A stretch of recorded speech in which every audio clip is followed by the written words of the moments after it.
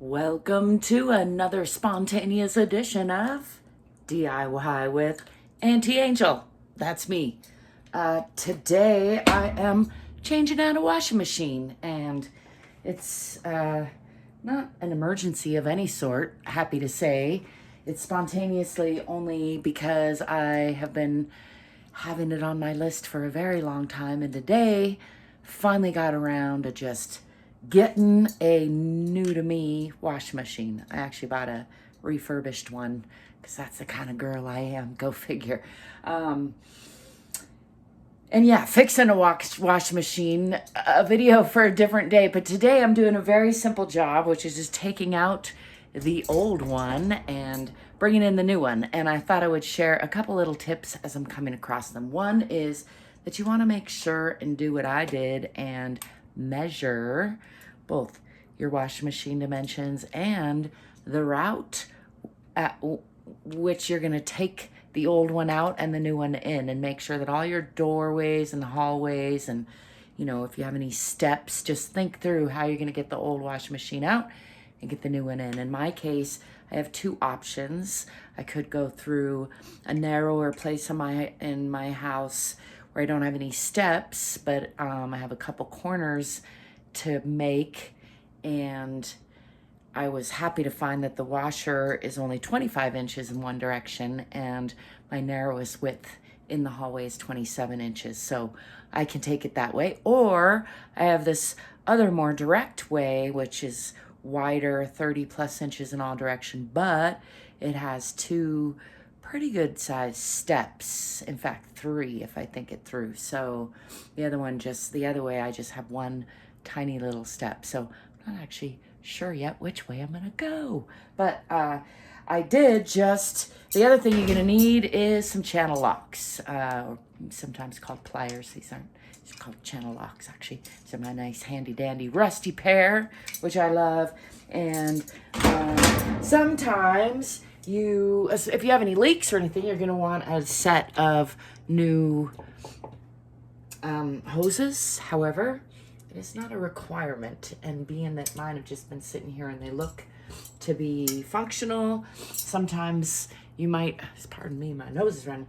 It's very dusty back here, and that's another thing I was going to mention. I did actually clean up the floor a little because there was some spillage under the washer, which is fairly common, but I thought I would not clean the rest of this just to show you the gruesome, obvious, frequent truth. I live in a dusty area, and I'm not the greatest housekeeper. So back here behind the washing machine, under the washing machine, can be one of the dirtier places in the house. And I'm only sharing so that you don't feel embarrassed about yours. It's just normal. It's human. Yes, I mean, great on you if you have the time to clean under your washing machine regularly. I commend you. I've worked for people who paid me to do that, and that's great too. I tend to put it pretty far down on my list and only do it every 5 or 10 years when I change my washing machine.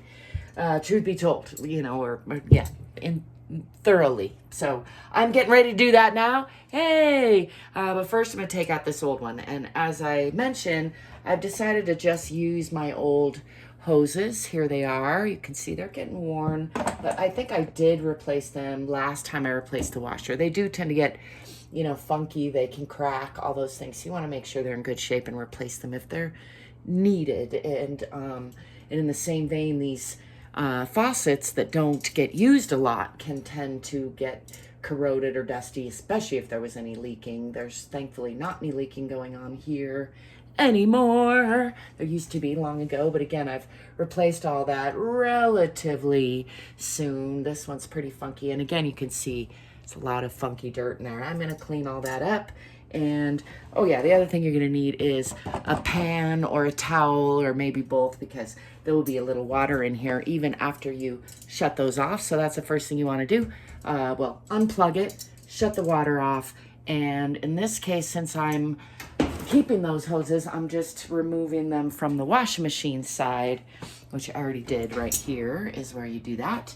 Again, making sure that the water is shut off. There's a hot and a cold, and that the drain that goes to this is to my main sewer line, and this is actually a modified gray water line that I have put in myself where the washing machine water goes outside. But in any case, wherever your offshoot water goes, you want to take that out. And that is another piece that actually I didn't check on my washing machine I just bought. Now that I just said that, there's a good chance that that is something I will need to remove, and that will be done by, if this clip is still functional, squeezing that clip together with these pliers.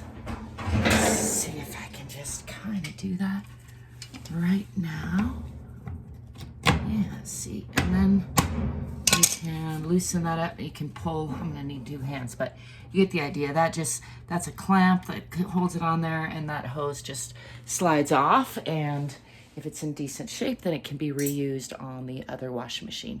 I'm gonna pause you, do some stuff and things, and then if I don't manage to unpause you, bring you back and show you my other washing machine, maybe even as I put it in. But in case I do manage to unpause you, and this could be the end of the video, thanks for stopping by. Let me know if you have any questions or comments. Be sure to like and subscribe. And remember that there's a reason that professionals get paid as they do, and it's worth paying a professional in most cases if you can, and if you're not into learning through making mistakes in many cases. So this, as I mentioned, changing out a washing machine is a relatively easy task, and so it's part of why I'm doing it and sharing it with you. See you soon. Just a quick heads up, there is water in that tube. Duh, I knew that, but I still pulled it off and managed to spill some water. Not a big deal, just helps me clean the floor really, but in case you're the kind of person that doesn't like to spill water, empty that out or have some towels handy. And here you can see more close up my very dirty, dusty, lint covered clamp that works perfectly well though, which I just slid up on there and then pulled it off and then splashed water everywhere. I'll be back.